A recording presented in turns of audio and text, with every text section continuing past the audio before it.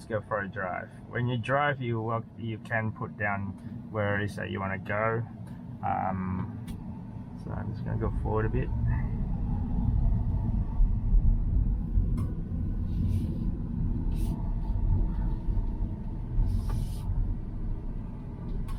So I don't have the full drive version on this vehicle. I'm only had the basic drive, let's say. I mean, it still costs an extra $5,000 in Australia to have this feature. It does help a lot when you're actually driving at the highway. That's what I found anyway. And during that time when you're in the highway, you can do this autopilot, which I'll go through in the future. But overall, yeah, you've got to change, I guess, to change the air conditioning on a Tesla. You've got two options. While you're driving, you can do it manually in here, but I found it when you're driving, trying to focus and fiddling around, as an example, so it makes it harder. It makes it harder while you're trying to concentrate and fiddling around with the screen. So instead of that, I use this button. You hold it. This is a volume button if you don't hold it, but if you hold it for a little bit, you'll see in here it change to something else. So it changed to fan speed. It's on 7. I'm going to drop it down to a 3, for example. And then once it stays in there, once it's changed again, it's going back to the radio again, or the volume control. So that's another way of changing the air conditioning of the volume control. Yeah, these are, I guess, the bits and pieces that I learn as I go along.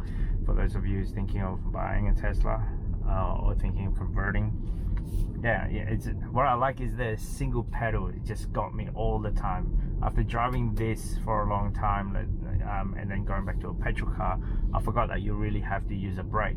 Whereas in this one, I let go, it starts to slow down, even in a hill. So at the moment, I'm on a hill going down. On a petrol car, this would have been, you're still going down. But this, as soon as you let go, it starts to brake. As soon as you see the H, it's on a hold position.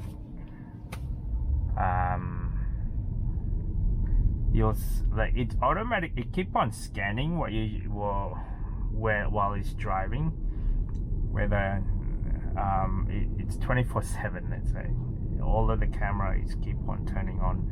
It never turn off. It never running out of memory. It override the old data as far as I'm aware.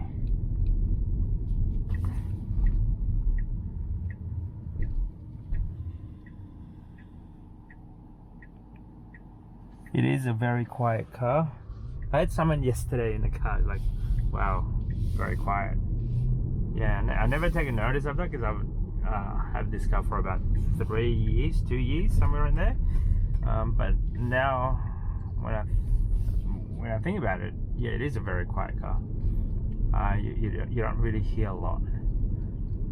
The downside about this car is the I guess this mirror, the rear view mirror. You don't see a lot, like I don't know if you can see that. So I don't really use this as much when I drive. When I park, I actually use the camera that is inbuilt. So for example, right now, let's say if I were to park behind this white car,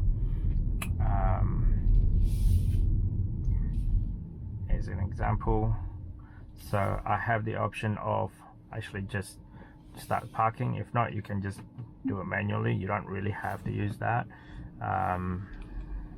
So I use this compared to my rear view mirror more often than not.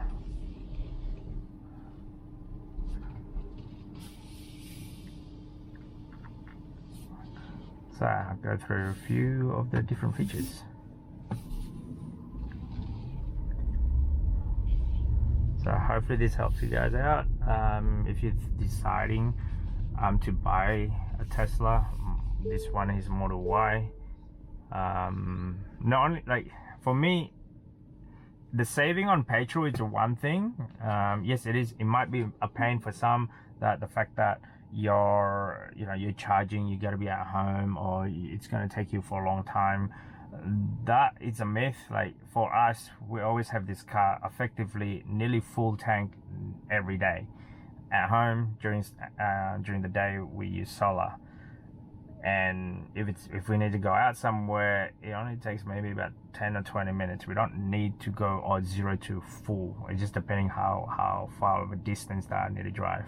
After a while, you're gonna get used to it. After a while, you kind of know, oh, okay, we're gonna go out, or is it gonna be a long distance, or is it gonna be short distance?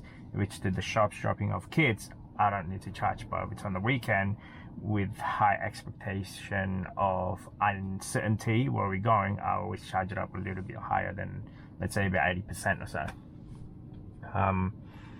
It's the technology that you're paying for it. Like for us now, these days, you can get this vehicle second hand for about, I think like 40, I think it is somewhere around there, $40,000, but brand new at about $60,000.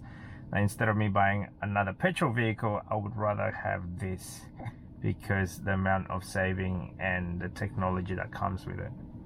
So overall, that was the reason why we chose to buy this.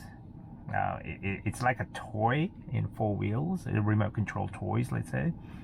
You get updated quite frequently throughout the years. I think there's I don't know, several updates or so, and every couple of months or a couple of weeks, and it just updated by itself over the internet.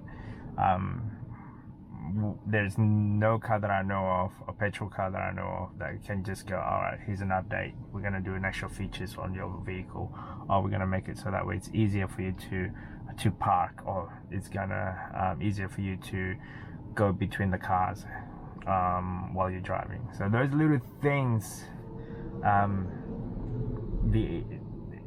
the more you drive the car, the more intuitive it becomes, put it that way. So you don't get that on a petrol car, let's say. So far, range anxiety, there's probably one time over 3 years that I had a range anxiety, but then again, I haven't gone through I've only done about 30,000 kilometers on this car, so about 10,000 Ks per year. So I don't have that range anxiety, especially when you're just going around town day in, day out. But yeah, I think that's about it for the moment. See ya.